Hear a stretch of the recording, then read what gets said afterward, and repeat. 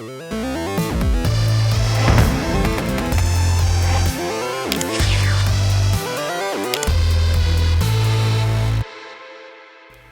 den her video vil jeg lige vise dig, hvordan du laver en Scratch-konto, sådan så du kan komme i gang med at arbejde på Scratch. Man kan godt arbejde i Scratch uden konto, men så kan man ikke gemme sine ting. Så det får vi brug for. Jeg starter med at søge på Scratch. Og så er det den side, som hedder Scratch Imagine Program Share. Nu er vi inde på Scratch. Hvis din side er på engelsk og ikke på dansk som denne her, så skal du ikke fortvivle, så viser det lige om lidt, hvordan du kan ændre det. Men ellers så skal du melde dig ind i Scratch her. Og du skal bruge en e-mail. Og her skal du vælge et brugernavn.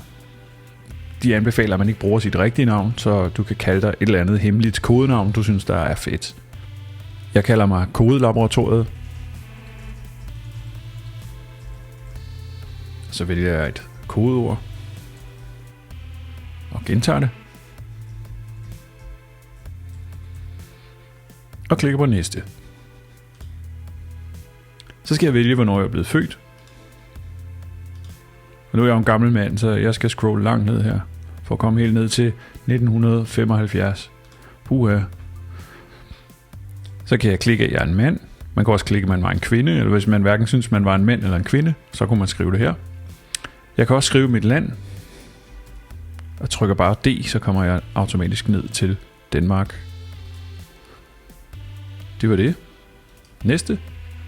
Så skal du bruge en e-mailadresse, og hvis du ikke har din egen, så må du få en fra dine forældre. De bliver ikke spammet med 1000 mails om ugen eller et eller andet. Scratch sender kun noget, hvis det er nødvendigt. Jeg skriver min e-mail her. Og så skal jeg skrive den en gang til.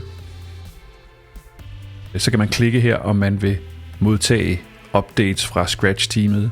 Det er jeg ligeglad med. Og hvis du bruger din forældres e-mail, så kan du i hvert fald lade være med at klikke i den, så er du sikker på, at de ikke får alt muligt. Og så er du faktisk medlem af Scratch. Så er det bare at klikke kom i gang. Og for at kunne dele de projekter, du har bygget i Scratch, så er man nødt til lige at gå ind og bekræfte e-mailen, men det er ret let.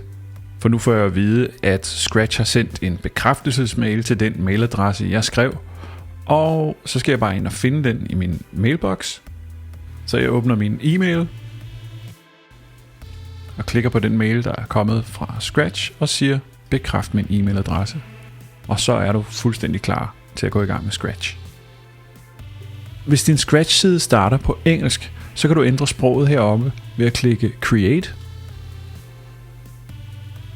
Så åbner du et nyt projekt, og så herinde i det nye projekt, der ligger der altid sådan en globus heroppe, og det er her, man ændrer sprog. Det er simpelthen så nemt. Så jeg klikker en gang på globen, og så klikker jeg bare på dansk. Og så bliver hele Scratch på dansk.